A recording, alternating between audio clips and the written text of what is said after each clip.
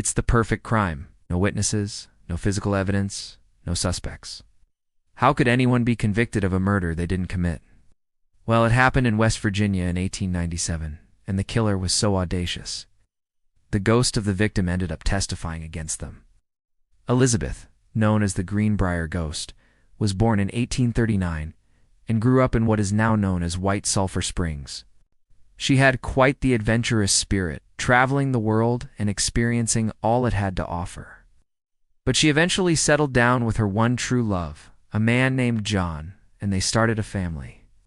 However, by 1897, the couple had separated, and Elizabeth was living with her 2 daughters in a house near Lewis Wetzel. She had actually hired John to fix one of the chairs in the house, but he never showed up. So she went to his sister's house to confront him, only to find out that he had died suddenly a few days prior. Now, this was odd because John had been in good spirits when they last spoke, but Elizabeth figured that it must have been from an unknown ailment. But just a month later, Elizabeth would meet her own demise. She was found dead in her bed by her close friend Hattie Dowdy, who had come over for dinner. The room was locked from the inside, the windows were bolted shut, and there was no sign of a struggle.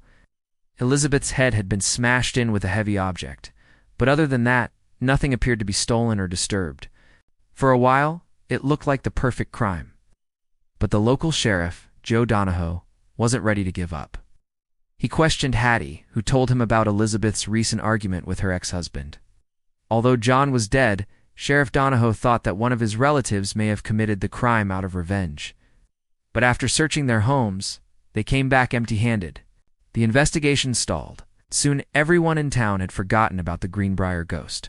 That is, except for Hattie, who was convinced that something wasn't right. She had spent the last 6 years of her life with Elizabeth, and she knew that her friend would never hurt a fly.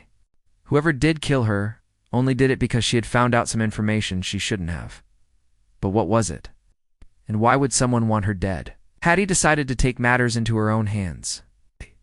While visiting Elizabeth's grave, she vowed to find her killer and bring them to justice.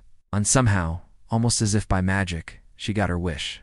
A few weeks after the burial, Hattie was awakened in the middle of the night by the sound of chains dragging metal moans. And at the foot of her bed was the ghost of Elizabeth. At first, Hattie was too scared to speak, but the ghost beckoned with a finger for her to follow. And to her surprise, it led her to the exact spot where Elizabeth's body was discovered. Then it vanished. Hattie called the sheriff back, but he was skeptical to say the least. He searched the area, but it was to no avail. There was nothing there. Determined to prove the ghost's message, Hattie returned to the site every single night for the next 3 months, even though the ghost only appeared once again.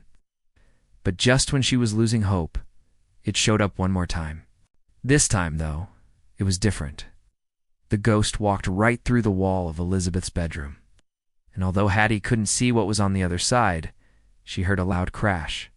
She told the sheriff about the ghost's latest appearance, and finally he was convinced.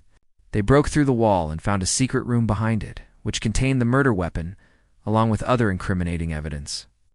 Turns out Elizabeth's ex-husband, John, had actually taken out a life insurance policy on her, and her friend, Hattie, was the beneficiary.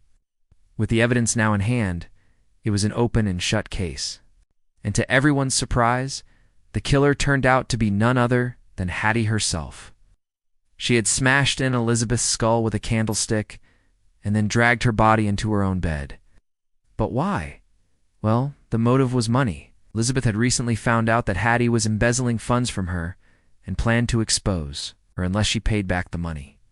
Hattie figured that the life insurance would cover the debt, and since no one would suspect a thing, she was untouchable. But the ghost of Elizabeth had other plans.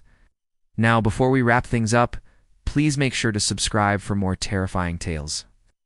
And if you're looking for more spooky stories to watch, then look no further. We've included a link to another video that you might enjoy, and it's all about a haunted house that was torn down to reveal a gruesome discovery. It's a scary story that'll leave you questioning what really goes on in abandoned houses. I'll click on that link, watch the video, and then come back here and leave us a comment telling us which one was better, the ghost story or the haunted house mystery. Thanks for watching.